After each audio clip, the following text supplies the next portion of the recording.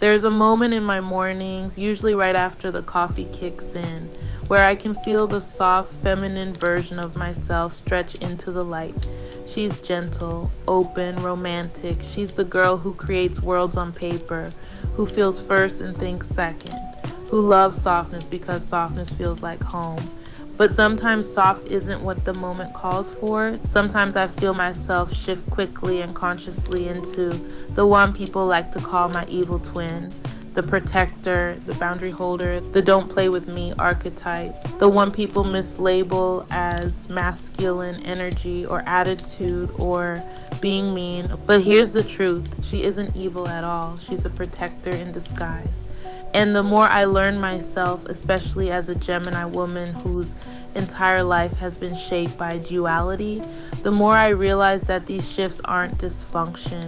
Their wisdom, their instinct, their wholeness trying to express itself in more than one form. And if you're a writer or a feeler or someone who lives life with emotional depth, you've probably felt it too. Duality isn't disorder, it's a design. People hear duality and think conflict, opposites, war inside the self. But duality is simply the capacity to hold more than one truth at the same time. As a Gemini, I've lived my whole life inside this concept, and you don't have to be one to understand it. Duality is a human experience. We are layered beings, emotional beings, adaptive beings. We have a soft self, a protected self, an inner child, a wise observer, a creative mind, and a shadow side. That's not a disorder, that's depth. The soft twin, my feminine archetype. She is the version of me that loves words, forgives quickly, dreams deeply, feels everything, nurtures people, speaks in poetry. She is untouched by the world in certain ways. She still believes in goodness, and she still believes softness is a strength. She's my default. She's the one most people meet first. She's light, but she's not naive. She's soft because she has a protector inside her. The protector twin, my masculine archetype.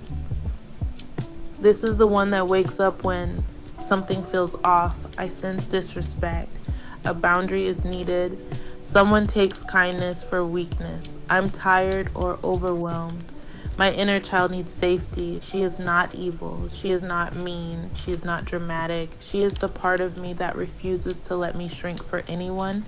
She is the part of me that keeps me from repeating cycles.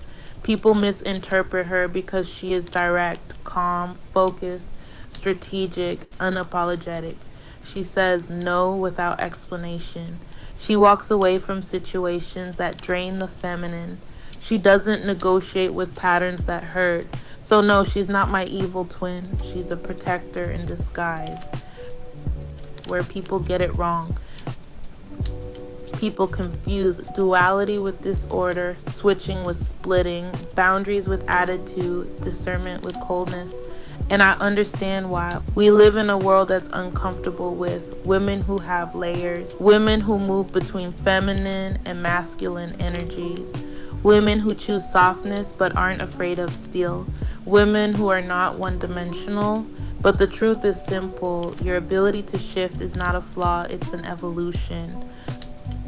Writers understand this best. Writers are shapeshifters by nature. We channel characters. We embody archetypes. We speak in voices that don't belong to us. We feel emotions that aren't ours. We stand between worlds of the known and the imagined.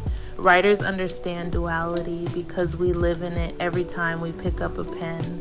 This is why so many of us struggle with identity in the traditional sense. We don't fit into one mold. We don't operate in one frequency. Our lives feel like stories told in chapters, not straight lines, and there's nothing wrong with that. The turning point. I'm done learning through contrast.